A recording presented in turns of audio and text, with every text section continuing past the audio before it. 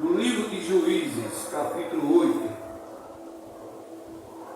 vamos ler somente o versículo de número 4. E como Gideão veio ao Jordão, passou com os 300 homens, que com ele estavam, já cansados, mas ainda perseguidos. Veja a situação destes homens. Além de estar cansados, ainda perseguidos. Ora, eles estavam cansados. Por quê? A Bíblia diz que, para nós entendermos melhor essa palavra, nós temos que entender também no capítulo anterior, aonde agora Deus ele se utiliza de Gideão para lutar contra os midianitas. E quando Gideão ele vai para a guerra, cerca de 32 mil pessoas, 32 mil homens foram para a guerra. E a Bíblia diz no capítulo 7, versículo de número 2: E disse o Senhor a Gideão: muito é o povo que está contigo, para eu dar os midianitas em suas mãos, a fim de que Israel não se glorie contra mim, dizendo: a minha mão me livrou. Ora, o que era que Deus estava dizendo aqui? Tinha 32 mil. Deus disse: não, é muita gente. Se acontecer que esse povo vencer os midianitas, eles vão se gloriar. Israel vai se gloriar e vai dizer: nós tínhamos 32 mil pessoas e a gente conseguiu vencer os midianitas, porque a gente tinha 32 mil pessoas. Então Deus ele mandou dizer assim: olha, quem for covarde e medroso, que volte. E voltaram 22 mil pessoas. Ficaram apenas 10 mil. O interessante é a gente ouvir uma palavra dessa. Ora, se tinha 32 mil pessoas, e quando Deus ele diz: quem for covarde e medroso que volte, voltaram 20 mil.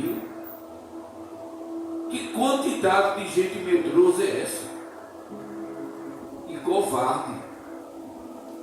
Mas estava ali no meio somente para fazer quantidade e não para apresentar-se a Deus a qualidade.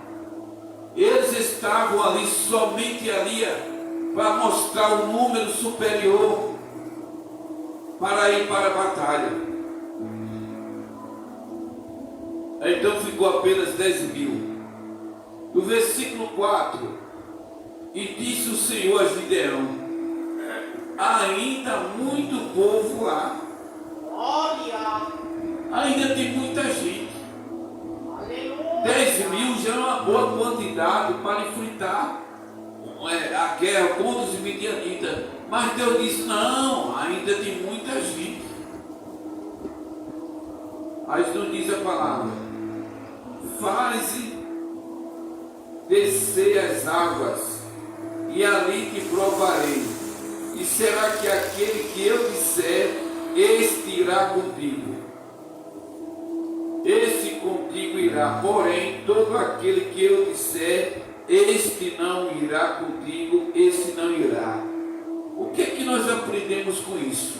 É que Deus é que faz as escolhas.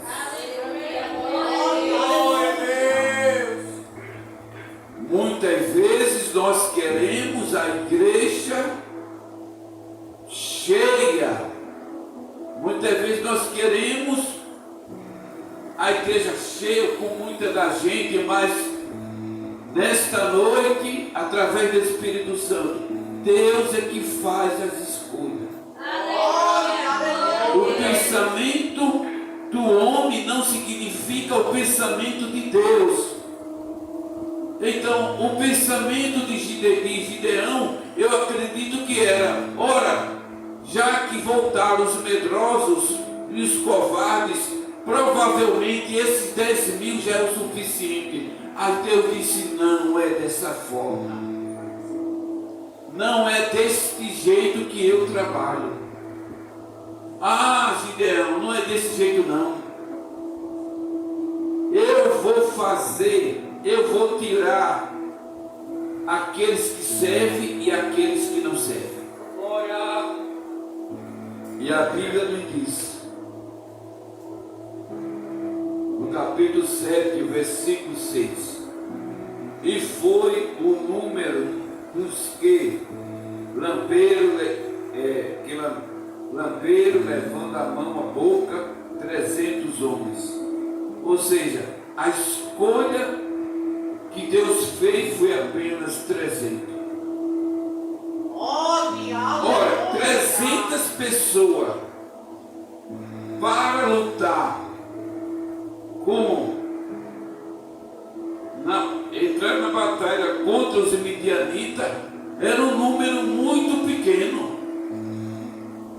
Como é que a pessoa com 300 pessoas vai enfrentar uma nação? É muito pouco. Mas deixa eu dizer um negócio para vocês. Muitas vezes é com pouco que Deus trabalha. Tem gente que tem uma visão ótica totalmente diferente. Pensa que Deus só trabalha com muitos. Aí eu quero dizer que não é dessa forma. Ele trabalha com quem quer, a hora que quer, ele faz o que quer, no momento que ele quiser. Então, ele apenas escolheu os 300. Covarde e medroso foram 22 mil.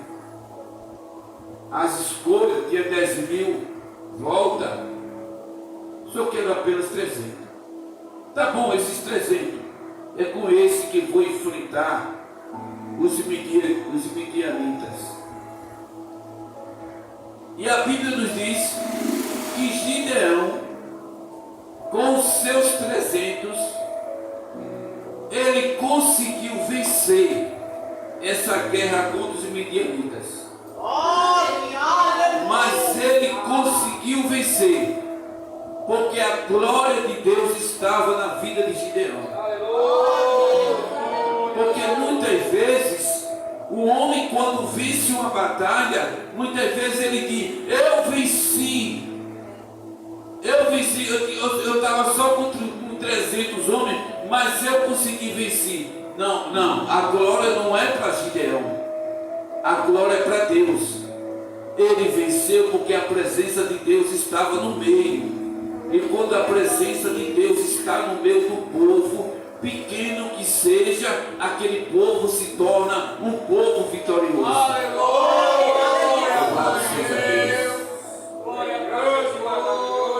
Mas o que é que acontece depois da vitória? É onde eu quero chegar.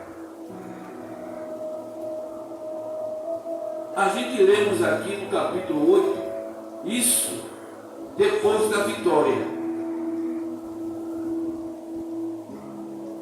Depois da vitória de Gideão contra os 300. No capítulo de número 8. Então os homens de Efraim lhe disseram: o que é isto que nos fizeste? Que não nos chamaste quando foste pelejar contra os midianitas? E contenderam com ele fortemente. Contenderam fortemente. Sabe o que é Efra? Seu meu nome. Efraimitas são aquele povo que não ajuda em nada. E quando você consegue uma vitória, ele diz assim: por que não chamasse a gente? Glória, aleluia. E ele estava questionando Gideão: vocês vieram da guerra, vocês venceram, e por que não chamaram a gente? Como é que vocês vão com a luta e não conta com a gente? Os efraimitas tinham que entender: quem faz a escolha é Deus. Glória, aleluia. Pode até ser que Gideão tenha passado na mente dele: eu vou chamar os efraimitas para estar junto conosco. Mas Deus não quer. Muitas vezes é Deus que não quer determinadas pessoas ao seu lado. Muitas vezes é Ele que não quer, Ele não permite. Se fosse permitido por Deus, Ele podia dizer para Gideão: vai chamar os efraimitas para estar ao lado de vocês. Mas em nenhum respaldo bíblico a gente vai ver que Deus não mandou chamar esse tipo de pessoas. Os efraimitas são contendeiros. Gosta de contender, que gosta do negócio, gosta do mexido. Se Gideão venceu a luta, os efraimitas podiam até aplaudir: parabéns, guerreiro, com essa grande vitória. O Deus é contigo na tua vida. Eles podiam até aplaudir a vitória de Gideão, mas muito pelo contrário, começaram agora a trocar palavras com Gideão. Começaram a contender com ele. E a Bíblia diz aqui: contenderam com ele fortemente. Eles provocaram mesmo a Gideão: rapaz, como é que pode? Como é que tu não chama a gente? Uma guerra dessa e tu deixa a gente do lado de fora. Não é Gideão que deixa do lado de fora, é Deus que deixa do lado de fora. Versículo 2: porém ele lhe disse. Veja só o que Gideão fala: que mais eu fiz agora? Eu fiz agora do que vós? Não são, porventura, os rabiscos de Efraim melhores do que a vindima de Abiezer? Ele estava, Gideão não queria contenda com eles.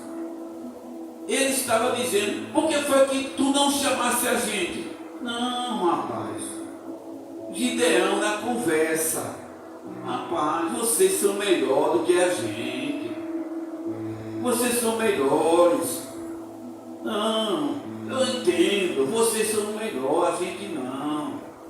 Mas o que Gideão estava fazendo era evitando uma troca de palavra, porque eles queriam contenda e Gideão não queria. Aí Gideão começou a dizer: não, vocês são efraimitas, vocês são melhor do que a gente. Começou a conversar. Aí nos diz aqui,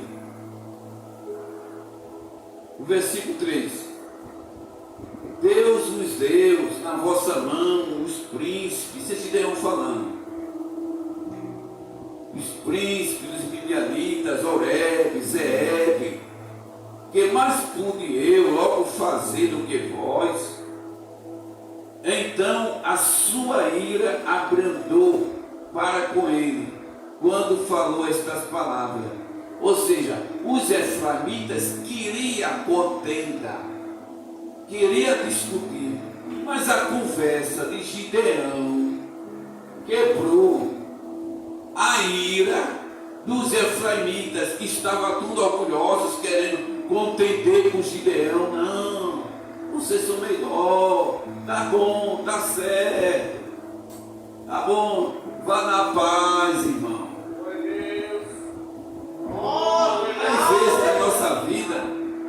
fazer isso. Quando vem uma pessoa, não, porque você não sei o quê. Rapaz, tá certo. Você tá certo. Você é um homem de Deus, tá certo. Eu sou um pecador mesmo, tá bom. Mas não significa que Gideão tinha medo de enfrentar o Efraimitas, não. Apenas ele queria preservar a sua paz interior. Cuidado que tem muitos efraimitas aí querendo tirar a nossa paz, querendo tirar o nosso sossego.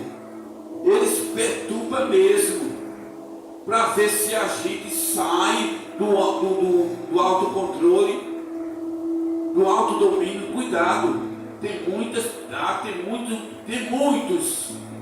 mas a gente tem que saber levar. Tá certo, tá bom. Você é melhor do que eu, tá certo, tá bom. Foi dessa forma que Gideão se livrou. Agora, como era que estava Gideão? Versículo 4. E como Gideão veio o Jordão, passou com os 300 homens que com ele estavam. Eles estavam cansados, mas ainda perseguidos. É nessa hora que você tem que ter calma no seu coração. Eles já estavam cansados da luta que tiveram contra os midianitas. E agora eles estavam sendo perseguidos pelos efraimitas, querendo contenda. Você tem que aprender a se livrar-se desse tipo de pessoas, que nunca vai deixar de existir. Mas a gente tem que aprender a se dominar a nós mesmos.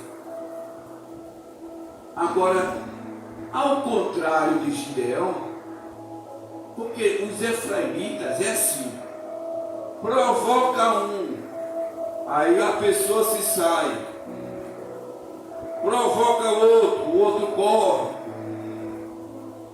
Mas muitas vezes vai provocar o outro, aí pega em bomba chiando. Todo mundo não é Gideão. O efraimitas achou que ele podia dizer o que fosse com Gideão e ficou por isso mesmo. Mas veja só no capítulo 12 de Juízes, vamos lá. Nós estamos quase concluindo a mensagem, é bastante extensa.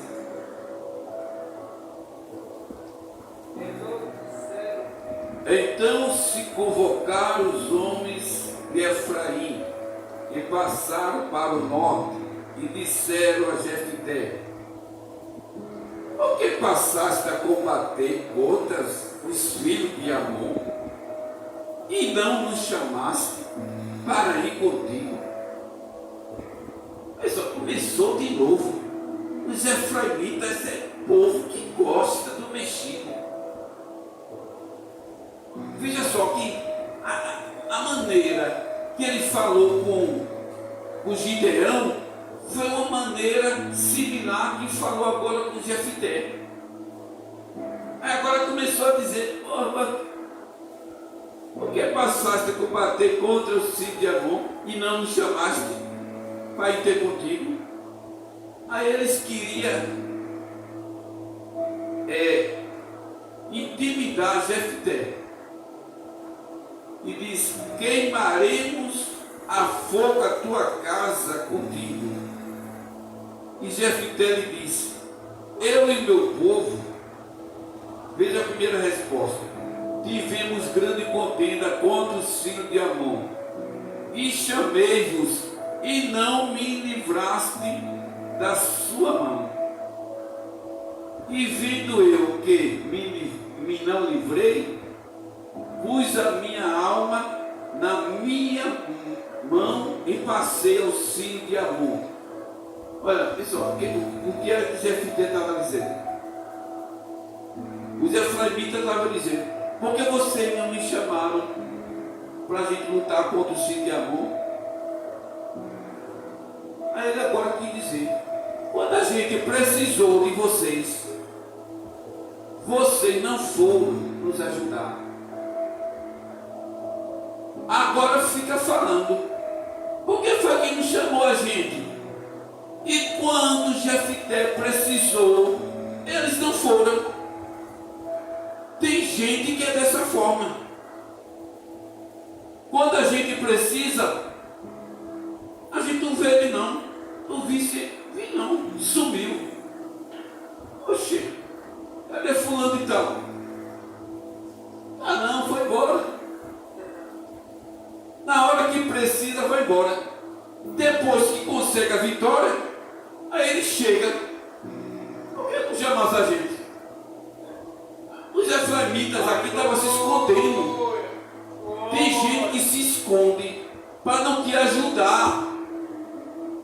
Eita, é muita qualidade de efraimitas que tem, viu? Depois da vitória de Jefté contra os filhos de Amon, ele aparece. E por que não chamasse, gente? Aí Jefté disse, ah é? Quando eu precisei, cadê aqui? Não chegou um de vocês aqui? É muito bom, né? Chegada, tá tudo prontinho, é bom demais, né? Glória, aleluia. Eita, é bom demais. Mas ninguém quer pagar o preço, viu? Tem muitos efraimitas que não querem pagar o preço. É tão bom chegar na igreja, ver tudo limpinho assim, olha. Tudo arrumadinho. É bom demais. Tem muitos efraimitas que, ó, por que não me chamasse para limpar? Chama, vê se ele vem. Isso acontece, isso é um tipo de conduta que acontece em todas as áreas sociais. Tem muita da gente que é dessa forma. Mas tem uma coisa, voltando ao caso que Jefté aqui. E disseram os anciãos de Gileade a Jefté: o Senhor será testemunha entre nós, e assim faremos conforme a tua palavra. Assim Jefté foi com os anciãos de Gileade e o povo, e o pôs por cabeça e príncipe sobre si. E Jefté falou todas as suas palavras perante o Senhor em Mispa. Deixa eu adiantar aqui.